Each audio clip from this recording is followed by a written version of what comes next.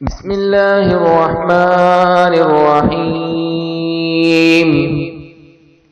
وإذا سمعوا ما أنزل إلى الرسول ترى أعينهم تفيض من الدمع مما عرفوا من الحق يقولون ربنا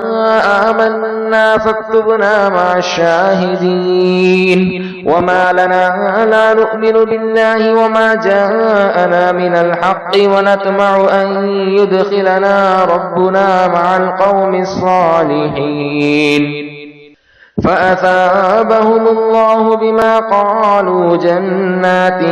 تجري من تحتها الأنهار خالدين فيها وذلك جزاء المحسنين. والذين كفروا وكذبوا بآياتنا أولئك أصحاب الجحيم. يا أيها الذين آمنوا لا تحرموا طيبات ما أحل الله لكم ولا تعتدوا إن الله لا يحب المعتدين. وكلوا مما رزقكم الله حلالا طيبا واتقوا الله الذي أنتم به مؤمنون. لا يؤاخذكم الله باللغو في أيمانكم ولكن يؤاخذكم بما عقدتم الأيمان فكفارته إطعام 10 مساكين من أوسط ما تطعمون أهليكم أو كسوتهم أو تحرير رقبة فمن لم يجد فصيام 3 أيام ذلك كفارة أيمانكم إذا حلفتم واحفظوا أيمانكم كذلك يبين الله لكم آياته لعلكم تشكرون. يا أيها الذين آمنوا إنما الخمر والميسر والأنصاب والأزلام رجس من عمل الشيطان فاجتنبوه لعلكم تفلحون. إنما يريد الشيطان أن يوقع بينكم العداوة والبغضاء في الخمر والميسر ويصدكم عن ذكر الله وعن الصلاة فهل أنتم منتهون. وأطيعوا الله وأطيعوا الرسول واحذروه فإن توليتم فاعلموا أنما على رسولنا البلاغ المبين. ليس على الذين آمنوا وعملوا الصالحات جناح فيما طعموا إذا ما اتقوا وآمنوا وعملوا الصالحات ثم اتقوا وآمنوا ثم اتقوا وأحسنوا والله يحب المحسنين. يا أيها الذين آمنوا ليبلونكم الله بشيء من الصيد تناله أيديكم ورماحكم ليعلم الله من يخافه بالغيب فمن اعتدى بعد ذلك فله عذاب أليم. يا أيها الذين آمنوا لا تقتلوا الصيد وأنتم حرم ومن قتله منكم متعمدا فجزاء مثل ما قتل من النعم يحكم به ذوى عدل منكم هديا بالغ الكعبة أو كفارة طعام مساكين أو عدل ذلك صياما ليذوق وبال أمره عفى الله عما سلف ومن عاد فينتقم الله منه والله عزيز ذو انتقام. أحل لكم صيد البحر وطعامه متاعا لكم وللسيارة وحرم عليكم صيد البر ما دمتم حرما واتقوا الله الذي إليه تحشرون. جعل الله الكعبة البيت الحرام قياما للناس والشهر الحرام والهدي والقلائد ذلك لتعلموا أن الله يعلم ما في السماوات وما في الأرض وأن الله بكل شيء عليم. اعلموا أن الله شديد العقاب وأن الله غفور رحيم. ما على الرسول إلا البلاغ، والله يعلم ما تبدون وما تكتمون. قل لا يستوي الخبيث والطيب ولو أعجبك كثرة الخبيث، فاتقوا الله يا أولي الألباب لعلكم تفلحون. يا أيها الذين آمنوا لا تسألوا عن أشياء إن تبد لكم تسؤكم، وإن تسألوا عنها حين ينزل القرآن تبد لكم عفى الله عنها والله غفور حليم. قد سألها قوم من قبلكم ثم أصبحوا بها كافرين. ما جعل الله من بحيرة ولا سائبة ولا وصيلة ولا حام، ولكن الذين كفروا يفترون على الله الكذب وأكثرهم لا يعقلون. وإذا قيل لهم تعالوا إلى ما أنزل الله وإلى الرسول قالوا حسبنا ما وجدنا عليه آباءنا أولو كان آباؤهم لا يعلمون شيئا ولا يهتدون. يا أيها الذين آمنوا عليكم أنفسكم لا يضركم من ضل إذا اهتديتم، إلى الله مرجعكم جميعا فينبئكم بما كنتم تعملون. يا أيها الذين آمنوا شهادة بينكم إذا حضر أحدكم الموت حين الوصية اثنان ذوى عدل منكم أو آخران من غيركم إن أنتم ضربتم في الأرض فأصابتكم مصيبة الموت تحبسونهما من بعد الصلاة فيقسمان بالله إن ارتبتم لا نشتري به ثمنا ولو كان ذا قربى ولا نكتم شهادة الله إنا إذا لمن الآثمين. فإن عثر على أنهما استحقا إثما فآخران يقومان مقامهما من الذين استحق عليهم الأوليان فيقسمان بالله لشهادتنا أحق من شهادتهما وما اعتدينا إنا إذا لمن الظالمين. ذلك أدنى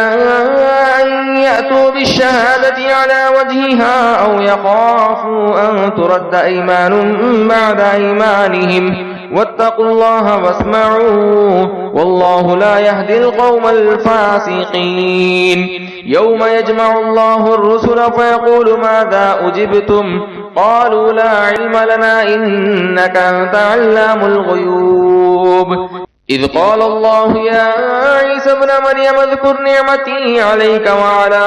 والدتك إذ أيدتك بروح القدس تكلم الناس في المهد وكهلا وإذ علمتك الكتاب والحكمة والتوراة والإنجيل وإذ تخلق من الطين كهيئة الطير بإذني فتنفخ فيها فتكون طيرا بإذني وتبرئ الأكمه والأبرص بإذني وإذ تخرج الموتى بإذني وإذ كففت بني إسرائيل عنك إذ جئتهم بالبينات فقال الذين كفروا منهم إن هذا إلا سحر مبين.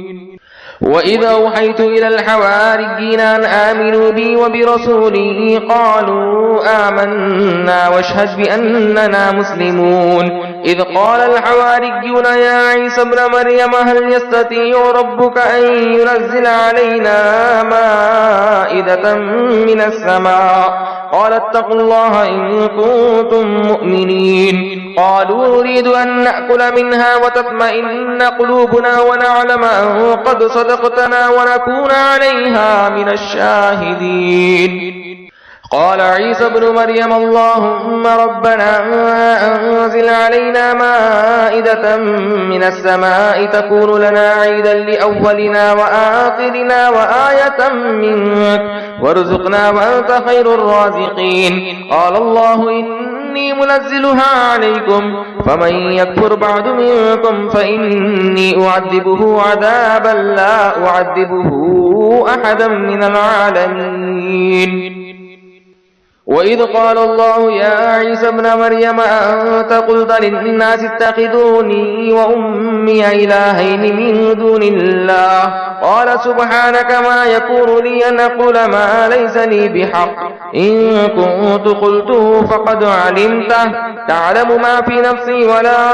أعلم ما في نفسك إنك تعلم الغيوب ما قلت لهم إلا ما أمرتني به أن يعبدوا الله ربي وربكم وكنت عليهم شهيدا ما دمت فيهم فلما توفيتني كنت أنت الرقيب عليهم وأنت على كل شيء شهيد إن تعذبهم فإنهم عبادك وإن تغفر لهم فإنك أنت العزيز الحكيم قال الله هذا يوم ينفع الصادقين صدقهم لهم جنات تجري من تحتها الأنهار خالدين فيها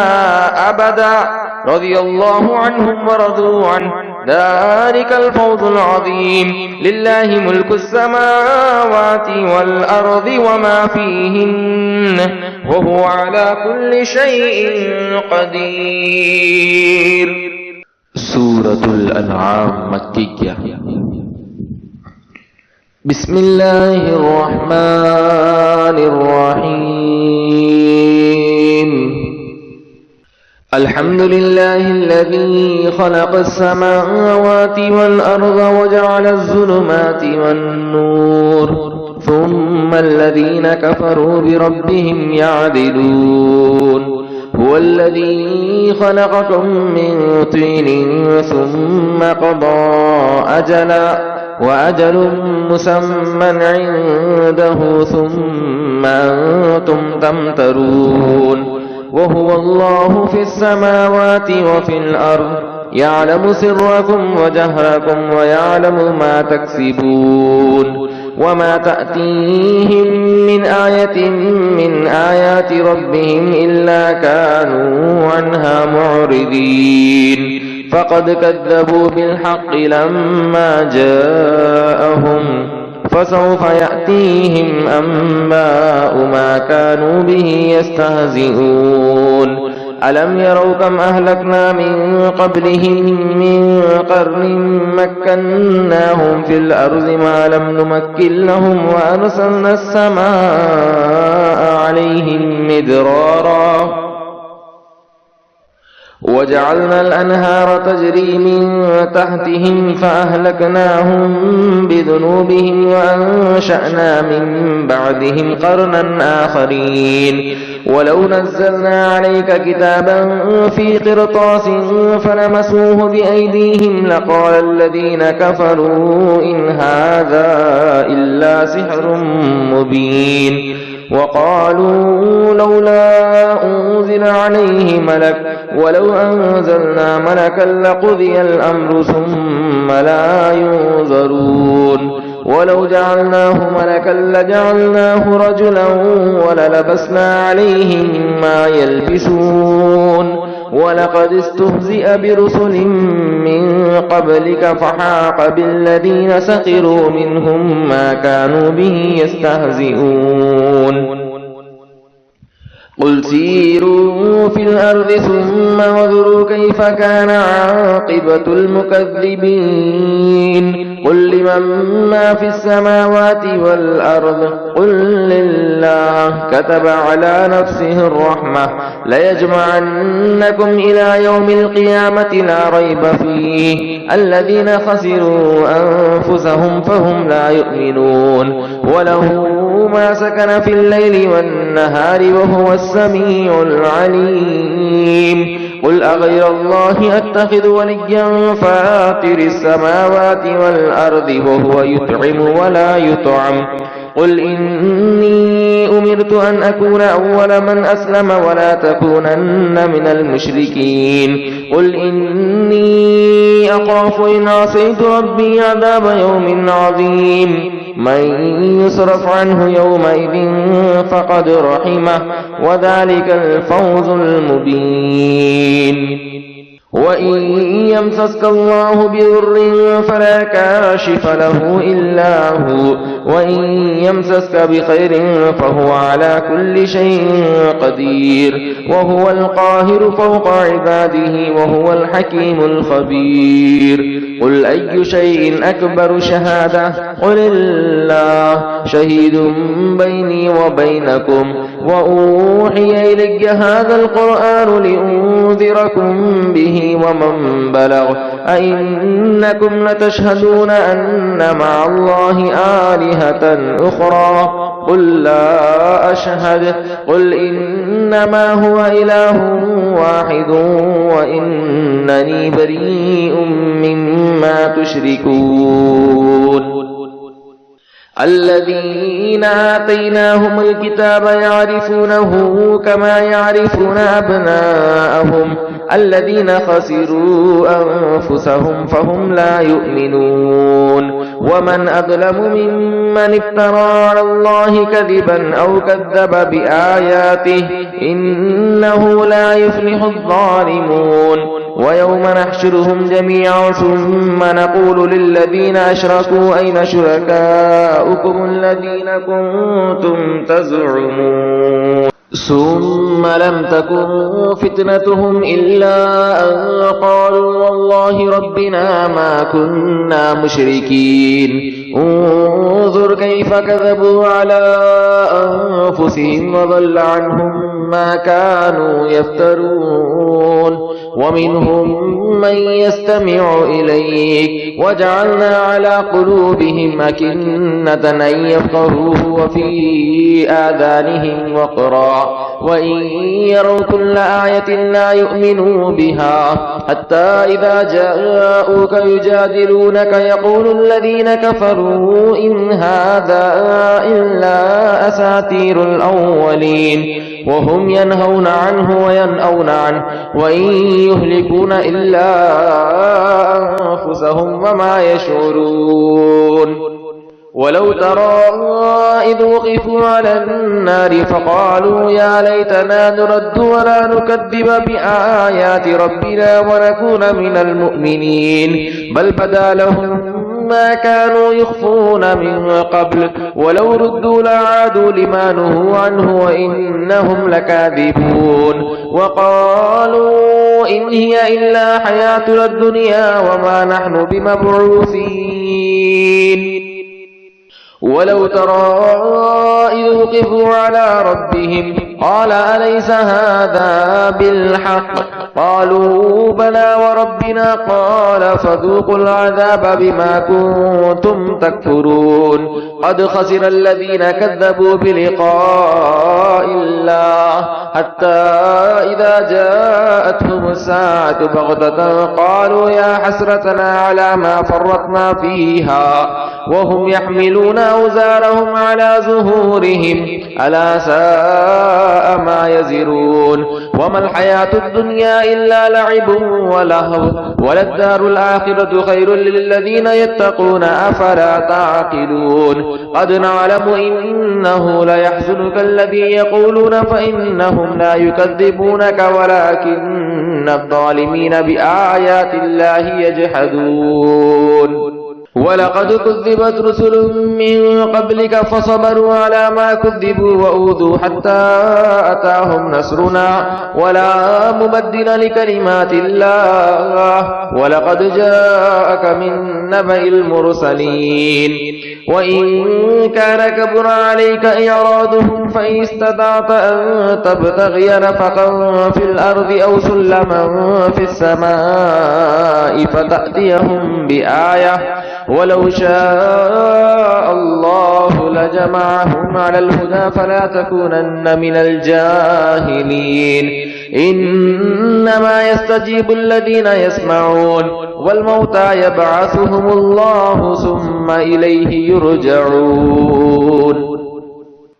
وقالوا لولا نزل عليه آية من ربه قل إن الله قادر على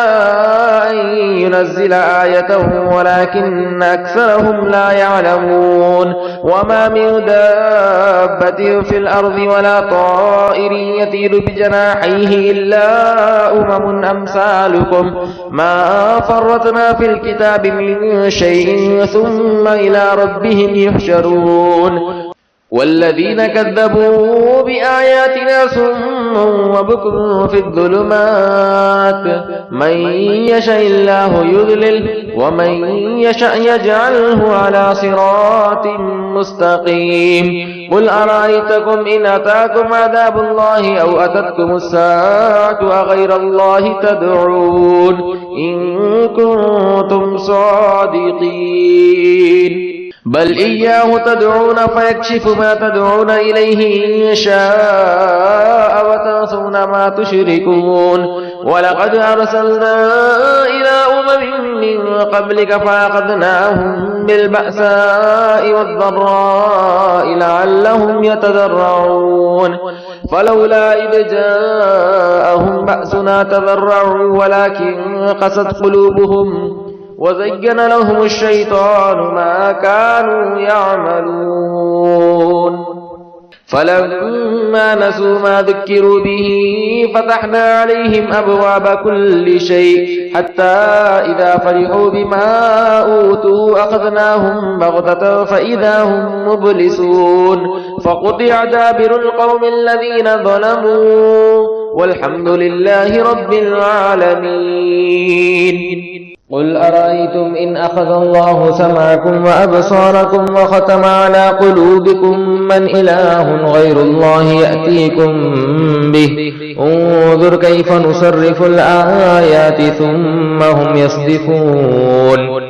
قل أرأيتكم إن أتاكم عذاب الله بغتة أو جهرة هل يهلك إلا القوم الظالمون وما نرسل المرسلين إلا مبشرين ومنذرين فمن آمن وأصلح فلا خوف عليهم ولا هم يحزنون والذين كذبوا بآياتنا يمسهم العذاب بما كانوا يفسقون قل لا أقول لكم عندي خزائن الله ولا أعلم الغيب ولا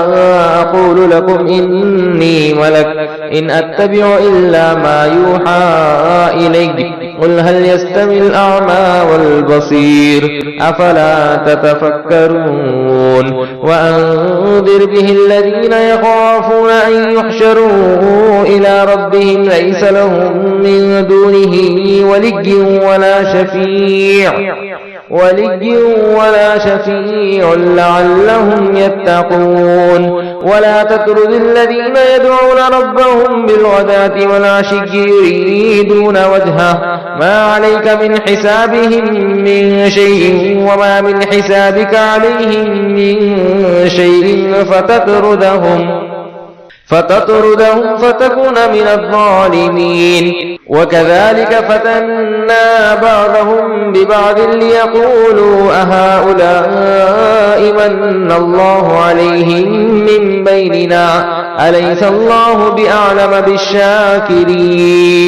وإذا جاءك الذين يؤمنون بآياتنا فقل سلام عليكم كتب ربكم على نفسه الرحمة أنه من عمل منكم سوءا بجهالة ثم تاب من بعده وأصلح فأنه غفور رحيم وكذلك نفصل الآيات ولتستبين سبيل المجرمين قل إني نهيت أن أعبد الذين تدعون من دون الله قل لا أتبع أهواءكم قد ضللت إذا وما أنا من المهتدين قل إني على بينة من ربي وكذبتم به ما عندي ما تستعجلون به إن الحكم إلا لله يقص الحق وهو خير الفاصلين قل لو أن عندي ما تستعجلون به لقضي الأمر بيني وبينكم والله أعلم بالظالمين وعنده مفاتح الغيب لا يعلمها إلا هو ويعلم ما في البر والبحر وما تسقط من ورقة إلا يعلمها ولا حبة في ظلمات الأرض ولا رطب ولا يابس إلا في كتاب مبين وهو الذي يتوفاكم بالليل ويعلم ما جرحتم بالنهار ثم يبعثكم فيه ليقضى أجل مسمى ثم إليه مرجعكم ثم ينبئكم بما كنتم تعملون وهو القاهر فوق عباده ويرسل عليكم حفظة حتى إذا جاء أحدكم الموت توفته رسلنا وهم لا يفرطون ثم ردوا إلى الله مولاهم الحق ألا له الحكم وهو أسرع الحاسبين قل من ينجيكم من ظلمات البر والبحر تدعونه تضرعا وخفية لئن أنجانا من هذه لنكونن من الشاكرين قل الله ينجيكم منها ومن كل كرب ثم أنتم تشركون قل هو القادر على أن يبعث عليكم عذابا من فوقكم ومن تحت أرجلكم أو يلبسكم شيعا ويذيق بعضكم بأس بعض انظر كيف نصرف الآيات لعلهم يفقهون وكذب به قومك وهو الحق قل لست عليكم بوكيل لكل نبأ مستقر وسوف تعلمون وإذا رأيت الذين يخوضون في آياتنا فأعرض عنهم حتى يخوضوا في حديث غيره وإما ينسينك الشيطان فلا تقعد بعد الذكرى مع القوم الظالمين وما على الذين يتقون من حسابهم من شيء ولكن ذكرى لعلهم يتقون وذر الذين اتخذوا دينهم لعبا ولهوا وغرتهم الحياة الدنيا وذكر به أن تبسل نفس بما كسبت ليس لها من دون الله ولي ولا شفيع وإن تعدل كل عدل لا يؤخذ منها أولئك الذين أبسلوا بما كسبوا لهم شراب من حميم وعذاب أليم بما كانوا يكفرون قل أتعبدون من دون الله ما لا ينفعنا ولا يضرنا ونرد على أعقابنا بعد إذ هدانا الله كالذي استهوته الشياطين في الأرض حيران له أصحاب يدعونه إلى الهدى ائتنا قل إن هدى الله هو الهدى وأمرنا لنسلم لرب العالمين وأن أقيموا الصلاة واتقوه وهو الذي إليه تحشرون وهو الذي خلق السماوات والأرض بالحق ويوم يقول كن فيكون قوله الحق وله الملك يوم ينفخ في السور عالم الغيب والشهادة وهو الحكيم الخبير وإذ قال إبراهيم لأبيه آزر أتتخذ أصناما آلهة إني أراك وقومك في ضلال مبين وكذلك نري إبراهيم ملكوت السماوات والأرض وليكون من الموقنين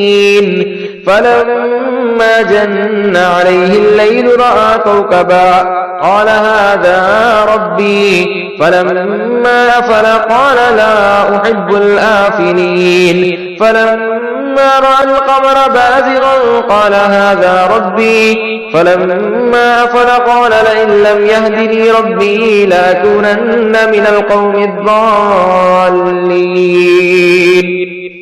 فلما رأى الشمس بازغة قال هذا ربي هذا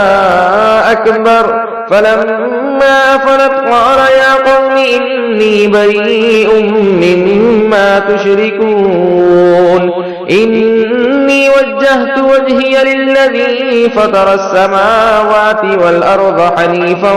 وما أنا من المشركين وحاجه قومه قال أتحاجوني